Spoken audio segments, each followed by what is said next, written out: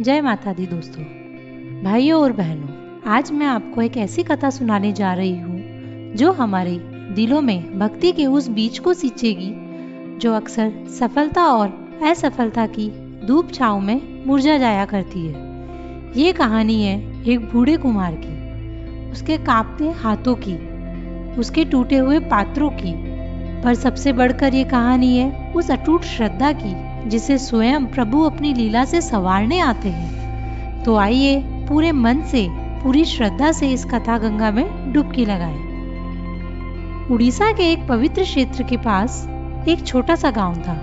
नाम था चंदनपुर। जैसा नाम वैसा ही गांव। हवा में चंदन और फूलों की सुगंध घुली रहती है और लोगों के मन में भक्ति की महक। इसी गांव में एक बूढ़े कुम्हार रहते थे जिनका नाम था दामोदर। दामोदर कोई साधारण कुम्हार नहीं थे, वो तो प्रभु जगन्नाथ के अनन्य भक्त थे। उनकी आयु 80 वर्ष के पार हो चुकी थी और जीवन का हर एक दिन उन्होंने प्रभु की सेवा में ही समर्पित किया था। उनकी कर्मशाला किसी मंदिर से कम नहीं थी। एक कोने में महाप्रभु जगन्नाथ, बलभद्र और सुभद्रा की छोटी सी काठ की मूर्तियां विराजमान थी, जिन पर हर सुबह ताजे फूल चढ़ते। दामोदर का दिन ब्रह्म मुहूर्त में प्रभु के नाम से ही शुरू होता और रात को उनके श्री चरणों में ही समाप्त होता। उनकी सांसें जैसे प्रभु का नाम जपती थी और उनके हाथ मिट्टी को ऐसे आकार देते थे मानो स्वयं विश्वकर्मा उन हाथों में बस गए हों। दामोदर के बनाए मटके, दिए और जल के पात्र पूरे क्षेत्र में प्रसिद्ध थे। लोग कहते थे दामोदर के हाथ में जादू है, पर दामोदर मुस्कुराकर कहते, जादू मेरे हाथों में नहीं, जादू तो उस मिट्टी में है जिसे मेरे कन्हैया ने अपने चरणों से पवित्र किया है। मैं तो बस निमित्त मात्र हूँ। हर साल जब रथ यात्रा का महापर्व आता तो दामोदर की भक्ति अपने चरम पर होती। महीनों पहले से वो तैयारियां शुरू कर देते। वो यात्रा में आने वाले हजारों भक्तों के लिए शीतल जल पीने के पात्र बनाते। उनके बनाए घड़े इतने सुंदर और मजबूत होते कि दूर दूर से लोग उन्हें खरीदने आते।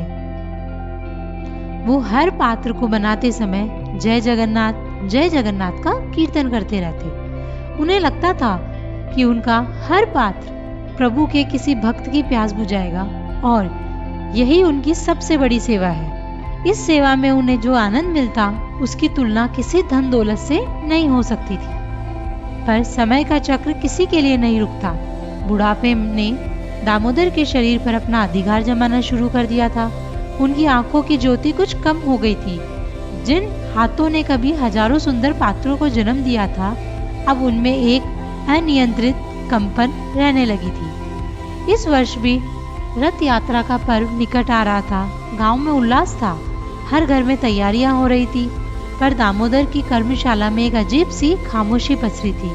दामोदर अपनी पूरी शक्ति और ध्यान लगाकर चाक पर मिट्टी रखते, उसे आकार देने की कोशिश करते, पर जैसे ही पात्र अपनी सुंदरता की ओर बढ़ता, उनके कांपते हाथ दगा दे जाते। एक जरा सी कंपन से सुंदर आकार बिगड़ जाता या सूखने पर उसमें महीन दरारें पड़ जाती। दिन बीतते जा रहे थे और दामोदर का हृदय डूबता जा रहा था। उनकी कर्मशाला के एक कोने में टूटे और दरारों वाले बर्तनों का ढेर लगता जा रहा था, जो जैसे उनकी असफलता का उपहास उड़ा रहा हो। गांव के लोग आते, उनका हालचाल पूछते और कहते, दामोदर काका, अब आराम करो, आपने जीवन भर प्रभु की सेवा की है, अब प्रभु आपको विश्राम देना चाहते हैं। पर दामोदर को ये बातें तीरों की तरह चुभती। वो इसे विश्राम नहीं बल्कि प्रभु की सेवा से वंचित होना समझ रहे थे। उनका मन व्याकुल हो उठता। वो मन ही मन प्रभु से कहते, हे मेरे स्वामी, हे जगन्नाथ, क्या अब मेरे ये हाथ आपकी सेवा के योग्य नहीं रहे? क्या आपने मुझ में मेरी सबसे प्रिय सेवा ही छीन ली? उनकी आंखों से आंसू बहने लगते। वो गर्व जो उन्हें अपनी कला पर था, वो अहंकार जो मैं प्रभु का सर्वश्रेष्ठ सेवक हूँ की भावना में छिपा था, वो अब टूट रहा था और इस टूटन की पीड़ा असहनीय थी। रथ यात्रा में अब केवल एक ही दिन शेष था। दामोदर ने अपनी सारी बची हुई हिम्मत जुटाई। उन्होंने उस दिन व्रत रखा, सुबह से प्रभु के नाम का जाप किया और अपनी सबसे अच्छी मिट्टी को गूंथकर तैयार किया। उन्होंने अपनी आंखों को बंद किया और प्रभु का ध्यान करते हुए चाक चलाना शुरू किया। उनके हाथ कांप तो रहे थे, पर आज जैसे उनकी भक्ति उन पर हावी थी। 1 2 3 उन्होंने पूरे 10 घड़े बना लिए। वह पहले जैसे उत्तम तो नहीं थे, पर काम चलाऊ थे। दामोदर के मन में आशा की एक छोटी सी किरण जागी। उन्होंने उन घड़ों को सूखने के लिए बड़ी सावधानी से रखा और मन ही मन प्रभु का धन्यवाद किया। उन्हें लगा शायद प्रभु ने उनकी पुकार सुन ली है, पर विधाता को कुछ और ही मंजूर था। शाम को जब वो उन घड़ों को देखने गए तो उनका हृदय जैसे किसी ने मुट्ठी में भींच लिया हो। 10 के 10 घड़ों पे पतली पतली दरारें पड़ चुकी थी। एक भी पात्र ऐसा नहीं था जिसमें जल ठहर पाता। बस दामोदर का धीरज अब पूरी तरह टूट गया। वो उन टूटे हुए घड़ों के ढेर पर धम से बैठ गए। 80 वर्ष का बूढ़ा, जिसने अपना पूरा जीवन एक ही लगन में बिता दिया था, आज एक बच्चे की तरह फूट फूट कर रो रहा था। उनकी सिसकियां उस सूनी कर्मशाला में गूंज रही थी। उन्होंने आकाश की ओर देखा, जहां संध्या की लालिमा छा रही थी, और वे चित्कार कर उठे, हे मेरे जगन्नाथ, हे दीनों के नाथ, बस क्या मेरी दशकों की भक्ति का यही फल है? क्या मेरी श्रद्धा में कोई खोट थी? क्या अब मैं आपके किसी काम का नहीं रहा? ले लो प्रभु, ले लो ये जीवन जो अब आपकी सेवा के योग्य नहीं रहा। उनका दिल निराशा और पीड़ा के अथाह सागर में डूब गया।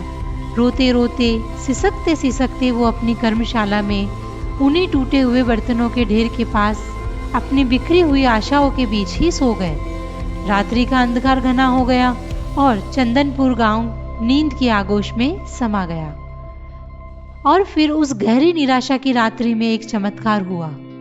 दामोदर की चेतना ने एक अद्भुत लोक में प्रवेश किया। उनकी कर्मशाला का अंधकार छट गया और चारों ओर एक मंद मंद दुधिया प्रकाश फैल गया। उस प्रकाश में न तो सूरज की तपिश थी, न चांद की शीतलता। वो एक दिव्य अलौकिक प्रकाश था। और उसी प्रकाश के बीच दामोदर ने देखा कि कोई उनकी ओर बढ़ रहा है। वो पुरी के मंदिर के राजाधिराज स्वर्ण आभूषणों में लदे प्रभु जगन्नाथ नहीं थे। वो तो एक छोटा सा नटखट सा बालक था।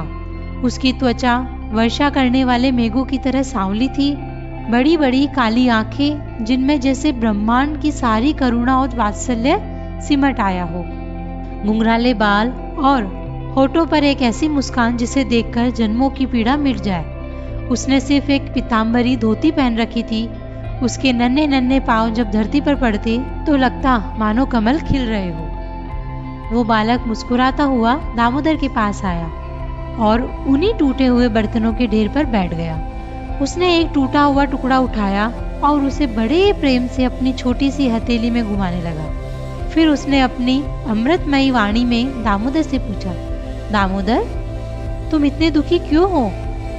दामोदर उस बालक के रूप और वाणी से स्तब्ध थे। उन्होंने कांपती हुई आवाज में कहा, प्रभु, आप कौन हैं? देखिए ना, मेरे बनाए सारे पात्र टूट गए। मैं अब किसी काम का नहीं रहा। बालक हंसा और उसकी हंसी में झरनों का संगीत था। उसने कहा, दामोदर, मैं एक प्रश्न पूछता हूँ, सच सच बताना, तुम पात्र बनाने वाले हो या स्वयं पात्र हो? दामोदर इस गहरे प्रश्न से चौंक गए और वो निरुत्तर हो गए। बालक ने फिर कहा, दामोदर, तुम सोचते हो कि ये हाथ तुम्हारे हैं, ये आंखें तुम्हारी है, ये सांसें तुम्हारी है। बालक ने आगे बढ़कर दामोदर के कांपते हुए हाथ को अपने नन्हे हाथों में थाम लिया। उस स्पर्श में ऐसी ऊर्जा थी कि दामोदर का पूरा शरीर सिहर उठा। बालक बोला, ये हाथ जो कांप रहे हैं, ये भी तो मेरे हैं। इन आंखों में बहने वाला हर आंसू भी तो मेरा है। दामोदर, मैं तुम्हारी कला की पूर्णता नहीं देखता, मैं तो तुम्हारे मन का समर्पण देखता हूँ। तुम सोचते हो कि तुम मेरे लिए पात्र बनाते हो। अरे भोले भक्त, मैं तो तुम्हें ही एक पात्र बना रहा हूँ, जिसमें मैं अपनी कृपा का अमृत भर सकूं। पर अहंकार का पात हमेशा चटका हुआ होता है। उसमें कृपा कभी नहीं ठहरती। बालक ने उस टूटे हुए टुकड़े को दामोदर को दिखाते हुए कहा, मिट्टी का पात्र टूट सकता है दामोदर, पर सच्ची श्रद्धा का पात्र कभी नहीं टूटता। तुम्हारी सेवा समाप्त नहीं हुई है, उसका स्वरूप बदला है। तुम वस्तु बनाने के मोह में फंस गए थे, जबकि तुम्हारी असली सेवा तो उस प्रेम में है जिससे तुम कर्म करते हो। जाओ, उठो, इन टूटे हुए टुकड़ों को ही अपनी भक्ति का आधार बनाओ। इतना कहकर वो बालक धीरे धीरे उसी दिव्य प्रकाश में विलीन हो गया। दामोदर की नींद खुली। सुबह हो चुकी थी। सूरज की पहली किरणें उनकी कर्मशाला के भीतर आ रही थी और उनके चेहरे पे पड़ रही थी। वो उठे। उनके शरीर में कोई थकावट नहीं थी। उनके मन में निराशा का लेश मात्र भी नहीं था। उनके हृदय में एक अद्भुत अपार शांति और आनंद की लहरें उठ रही थी। उनकी आंखों से अब भी आंसू बह रहे थे, पर ये दुख के आंसू नहीं थे। ये तो प्रभु के प्रेम और कृपा में भीगकर निकले आनंद के आंसू थे। ये आनंद अश्रु थे। वो समझ गए, प्रभु ने सब समझा दिया था। उनका सारा दुख उनके अहंकार में था। मैं एक अच्छा कुमार हूँ, मैं प्रभु की सेवा करता हूँ, ये मैं ही तो सारी पीड़ा की जड़ था। आज प्रभु ने उनके उस मैं के घड़े को ही तोड़ दिया।